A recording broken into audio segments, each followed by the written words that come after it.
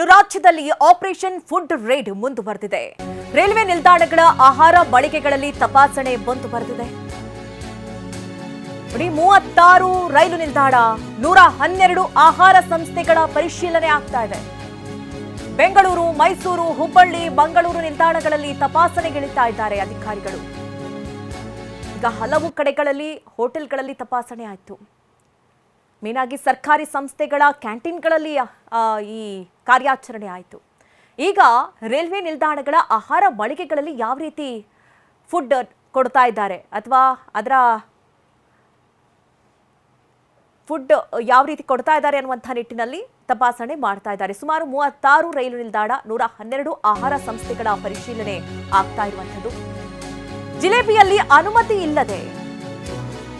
ಅನುಮತಿ ಇಲ್ಲದಂತಹ ಬಣ್ಣಗಳನ್ನ ಬಳಕೆ ಮಾಡ್ತಾ ಇದ್ದಾರೆ ಅನ್ನುವಂತಹ ವಿಚಾರ.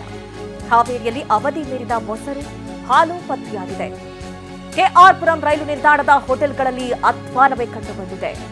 ಮೈಸೂರಿನಲ್ಲಿ ಪ್ಲಾಸ್ಟಿಕ್ ಕವರ್ ಬಳಸಿ ಇಡ್ಲಿ ತಯಾರಿಸುವಂತಹ ವಿಚಾರಗಳು ಕೂಡ ಬಯಲಾಗಿದೆ. ಮೈಸೂರು ಹೋಟೆಲ್ ಅಡುಗೆ ಮನೆಯಲ್ಲಿ ಅವಧಿ ಮೀರಿದ ಆಹಾರ ಪತ್ತೆಯಾಗಿದೆ. ತರಕಾರಿ, ಈರುಳ್ಳಿಗಳಲ್ಲಿ ಫಂಗಸ್ ಬಂದಿದೆ, ಅಂತಹದನ್ನ ಬಳಸ್ತಾ ಇದ್ದಾರೆ ಅನ್ನುವಂಥ ವಿಚಾರ ಈಗ ಅಧಿಕಾರಿಗಳ ಗಮನಕ್ಕೆ ಬಂದಿರೋದು. ನೋಡಿ, ಒಂದೆರಡು ಕಡೆಗಳಲ್ಲ, ಹಲವು ಕಡೆಗಳಲ್ಲಿ ಈಗ ಕಾರ್ಯಾಚರಣೆ ಆಗ್ತಾ ಇದೆ, ಆಪರೇಷನ್ ಮಾಡ್ತಾ ಇದ್ದಾರೆ. ಹಲವು ಕಡೆಗಳಲ್ಲಿ ಈ ದಾಳಿ ನಡೆಸಿ ಎಲ್ಲೆಲ್ಲಿ ಯಾವ್ಯಾವ ರೀತಿ ಫುಡ್ಡನ್ನು ಕೊಡ್ತಾ ಇದ್ದಾರೆ, ಅವಧಿ ಮೀರಿದಂತಹ ಆಹಾರಗಳನ್ನು ಇಡ್ತಾ ಇದ್ದಾರೆ, ಅಥವಾ ಈ ಥರ ಕಲರಿಂಗನ್ನು ಬಳಸೋದು, ಅಥವಾ ಕೊಳೆತಂತಹ ತರಕಾರಿ ವಸ್ತುಗಳನ್ನು ಬಳಸಿ ಅಡುಗೆಯನ್ನು ಮಾಡುವಂಥದ್ದು, ಇಂಥದ್ದು ಸಾಕಷ್ಟು ಕಡೆಗಳಲ್ಲಿ ನಡೆದಿದೆ ಅನ್ನುವಂಥ ವಿಚಾರ. ಸುಮಾರು 36 ನಿಲ್ದಾಣಗಳಲ್ಲಿ 211 ಈ ಆಹಾರ ಸಂಸ್ಥೆಗಳ ಮೇಲೆ ದಾಳಿ ಆಡಿದಂತಹ ಸಂದರ್ಭದಲ್ಲಿ ಈ ರೀತಿಯ ವಿಚಾರಗಳು ಪತ್ತೆಯಾಗಿರುವಂಥದ್ದು. ಹಲವು ಕಡೆಗಳಲ್ಲಿ ಈಗ ಅಧಿಕಾರಿಗಳು ಕ್ರಮ ಕೈಗೊಳ್ಳುತ್ತಾ ಇದ್ದಾರೆ. ಆಹಾರ ಸುರಕ್ಷತಾ ಅಧಿಕಾರಿಗಳು ಒಂದು ಪ್ರಕಟಣೆಯನ್ನು ಕೂಡ ಹೊರಡಿಸಿದ್ದಾರೆ. ಅದನ್ನು ಕೂಡ ಗಮನಿಸ್ತಾ ಇದ್ದೀರಿ. ಎಲ್ಲೆಲ್ಲಿ ಈಗಾಗಲೇ ಕಾರ್ಯಾಚರಣೆ ಆಗಿದೆ, ಯಾವ್ಯಾವ ರೀತಿ ಆಹಾರದಲ್ಲಿ ಕಳಪೆ ಆಹಾರಗಳನ್ನು ಬಳಸ್ತಾ ಇದ್ದಾರೆ ಅನ್ನುವಂಥ ವಿಚಾರ. ಈ ಬಗ್ಗೆ ಹೆಚ್ಚಿನ ಡೀಟೇಲ್ಸ್ ಅನ್ನು ನೀಡ್ತಾರೆ ನಮ್ಮ ಪ್ರತಿನಿಧಿ ವಿನಯ್.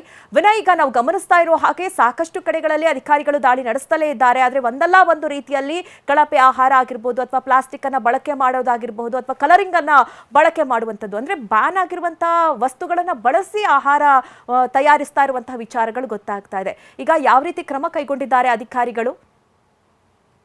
ಮಧು, ಸದ್ಯಕ್ಕೆ 5 ಸ್ಟಾರ್ ಹೋಟ್ಲು, 3 ಸ್ಟಾರ್ ಹೋಟ್ಲ್ಗಳ ಮೆಗಾ ರೈಡ್ ಮಾಡಿರುವಂತಹ ಆಹಾರ ಸುರಕ್ಷತೆ ಮತ್ತು ಗುಣಮಟ್ಟ ಇಲಾಖೆ ಈಗ ಹಿಂದೆ ಕೂಡ ಸಚಿವರು ಕೂಡ ಹೇಳಿದ್ರು, ನಾವು ನೆಕ್ಸ್ಟ್ ಟಾರ್ಗೆಟ್ ಅನ್ನ ರೈಲ್ವೆ ನಿಲ್ದಾಣಗಳ ಮೇಲೆ ಮಾಡ್ತೀವಿ ಅನ್ನೋದನ್ನ.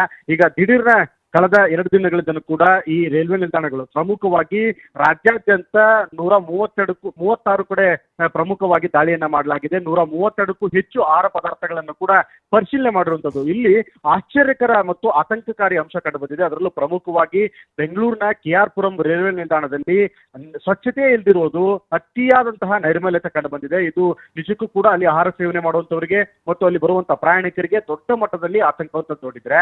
ಮತ್ತೆ ಮೈಸೂರಲ್ಲಿ ಈ ಕರಿದ ಪದಾರ್ಥಗಳನ್ನ, ಅಂದ್ರೆ ರೈಲ್ವೆ ನಿಲ್ದಾಣಗಳಲ್ಲಿ, ಕ್ಯಾಂಟೀನ್ಗಳಲ್ಲಿ ಅಥವಾ ರೈಲ್ವೆ ಕಿಚನ್ಗಳಲ್ಲಿ ಸಿದ್ಧವಾಗಿರುವಂತಹ ಆಹಾರ ಏನಿದೆ, ಅದರಲ್ಲೂ ಪ್ರಮುಖವಾಗಿ ಕರೆದಿರುವಂತಹ ಈ ವಡೆ ಆಗಿರ್ಬೋದು, ಬಜಿ ಆಗಿರ್ಬೋದು, ಇವುಗಳನ್ನ ಈ ಪೇಪರ್ಗಳ ಮೇಲೆ, ಅಂದ್ರೆ ನ್ಯೂಸ್ ಪೇಪರ್ಗಳಿಗೆ ಮೇಲೆ ಅದನ್ನ ಇಟ್ಟು ಮಾರಾಟ ಮಾಡುತ್ತಿದ್ದು, ಅದರಿಂದ ಕೆಲವೊಂದಿಷ್ಟು ಪೇಪರ್ ಅಲ್ಲಿರುವಂತಹ ಕೆಮಿಕಲ್ಗಳು ಆ ತಿಂಡಿ ಆಹಾರದ ಜೊತೆಗೆ ಸೇರಿಕೊಂಡು ಇದು ಕಾರ್ಸೋಜೆನಿಕ್ ಆಗಿ ಕ್ಯಾನ್ಸರ್ಗೆ ಕಾರಕ ಅಂತ ಹೇಳಿ ಈ ಹಿಂದೆನೂ ಕೂಡ ಸಾಕಷ್ಟು ವೈದ್ಯರು ಕೂಡ ಹೇಳ್ತಾ ಇದ್ರು. ಆಹಾರ ಸುರಕ್ಷತೆ ಗುಣಮಟ್ಟ ಇಲಾಖೆ ಕೂಡ ಇದನ್ನ ಮೇಲಿಂದ ಮೇಲೆ ತಿಳಿಸ್ತಾ ಇತ್ತು. ಆದ್ರೂ ಕೂಡ ಈ ರೀತಿಯಾಗಿ ರೈಲ್ವೆ ನಿಲ್ದಾಣಗಳಲ್ಲಿ ನಿಯಮ ಉಲ್ಲಂಘನೆ ಆಗಿದೆ.